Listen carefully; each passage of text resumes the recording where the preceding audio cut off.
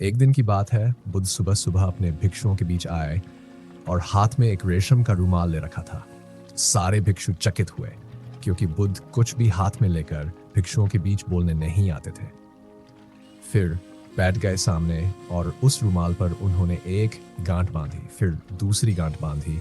ऐसा करते करते बुद्ध ने 5 गांठें बांधी और फिर भिक्षुओं से पूछा कि ये रूमाल मैं लेकर आया था, तब इसमें कोई गांठ न थी, अब इसमें 5 गांठें हैं।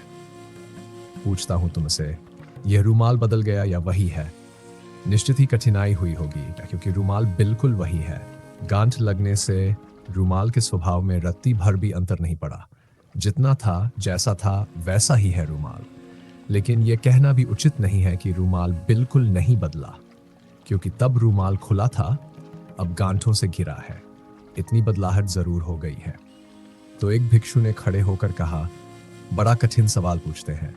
रूमाल लगभग बदल गया है। तो बुद्ध ने कहा, एक और सवाल मुझे पूछना है, और वह ये कि मैं इस रूमाल को खोलना चाहता हूं तो क्या करूं? और ऐसा कहकर बुद्ध ने रूमाल के दोनों छोर पकड़कर जोर से खींचना शुरू कर दिया। गांठें और छोटी हो गई और बारीक होकर कस गई। एक भिक्षु ने चिल्लाकर कहा, क्षमा करें, जो आप कर रहे हैं उससे तो रूमाल और बंध जाएगा और गांठ खोलना कठिन हो जाएगा। तो बुद्ध ने कहा, एक बात जाहिर हो गई कि कुछ भी करने से रूमाल नहीं खुल जाएगा। मैं कुछ कर रहा हूं, लेकिन तुम कहते हो इस करने से रूमाल और बंधता जा रहा है, तो क्या करने से रूमाल खुलेगा? तब एक भिक्षु ने कहा, पहले जानना होगा कि गांठ कैसे बंधी है, क्योंकि जब तक गांठ के स्वरूप को ना समझा जा सके तब तक उसे खोला नहीं जा सकता। तो पहले देखना होगा कि गांठ बंधी कैसे है। जो बंधने का ढंग है उसके विपरीत ही खुलने का ढंग होगा। और जब तक हमें पता ना हो कि बंधने का ढंग क्या है, तब तक ना कुछ करना बेहतर है बजाय कुछ करने के, क्योंकि करने से जाल और उलझ सकता है, गांठ और मुश्किल हो सकती है, सुलझाना और कठिन हो सकता है। बुद्ध कहते हैं, हमारी चेतना पर भी गांठें हैं, और स्थिति यही है कि हम बिल्कुल बदले नहीं हैं।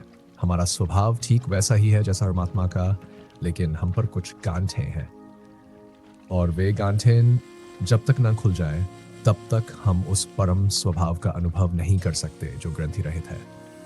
संसार जो है हमारा अर्जन है, अचीवमेंट है। हमने बड़ी चेष्टा करके इसे निर्मित किया है। गांठ होती नहीं कहीं अस्तित्व में, बल्कि निर्मित की जाती है। रूमाल ने बड़ी चेष्टा करके अपने ऊपर आरोपित की है। इस चेतना में जो कुछ भी दिखाई पड़ता है वह आरोपण है। आपको जो भी भीतर अनुभव में आता है वह सब आरोपण है।